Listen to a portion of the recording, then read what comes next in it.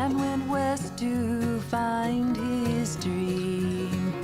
Left New York in 1879, going out to find his own gold mine.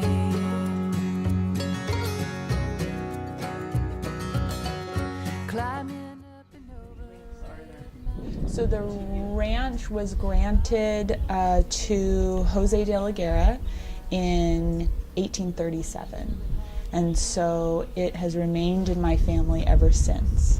And so I believe I'm a 7th generation owner of the ranch. Yeah, and so we have lots of family that are still very involved and very supportive of the ranch. And ranch was going to be, or did, grow the cattle to be able to feed the Presidio in Santa Barbara. And it basically has raised cattle ever since. I think I first started hearing stories about our family and our ranch and kind of the history and that relating to old California, old Santa Barbara area. I heard those stories really at family reunions, and we used to put on these plays. And my dad would direct them, and the family would kind of put these stories together, and all the kids would kind of act the stories. And it was a really fun way for young kids to be able to learn the history of our family and learn the history of the ranch, and big stories to small little stories. In Ohio, and then moved to New York for a little bit and lived there, and then lived in LA. And so I kind of moved around a little bit. I knew I always wanted to come back to the ranch. It was really when, and I really also wanted to find my own place here. And so for me, it was having the freedom to go away for a while and to see how lucky I was, and then to come back. I was living in LA, and I came up for a couple of brandings to help my family at the brandings, and I met my husband, Austin Campbell, and obviously hit it off, and we got married a couple years later, and now we have our baby boy Jack. When I moved back to the ranch, I wanted to really find my own place, and I loved to cook, and I loved food, and I thought, why not do our beef?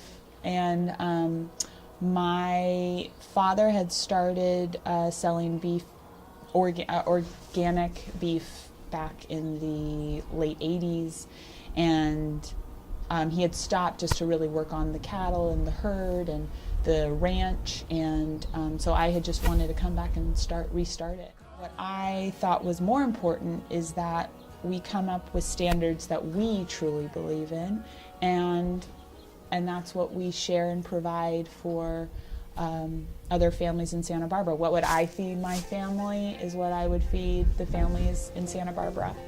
And so we have been working for many years, and still working, to start the first mobile harvest unit. It's the first one in California, and it basically comes to the ranch and is able to harvest the animals on site.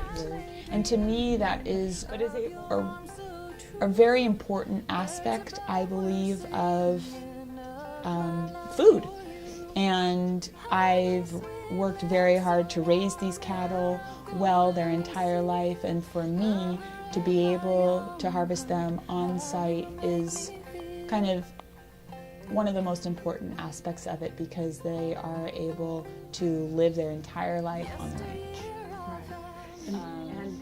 ranch.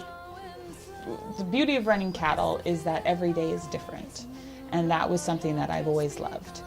Depending on the time of year. Some do a rotational grazing, so basically we have large pastures that they're put into, but then we move them to another pasture and let that other pasture rest. And that's really important for raising cattle. And my dad says a lot that if you are a cattle rancher, you are also a grass farmer because that is the way that you're feeding your animals. And so you have to make sure you have to be able to take care of the land.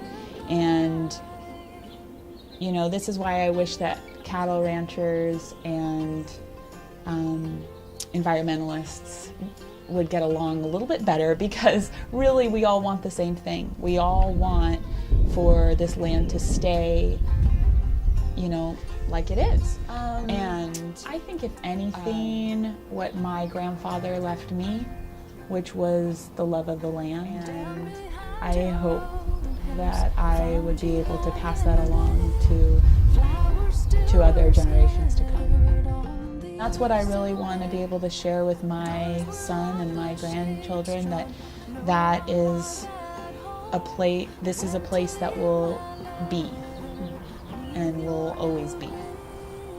I think I just feel very, very lucky to be able to be part of this California history and be able to be part of this ranch history, and also just being able to make my own little spot as well.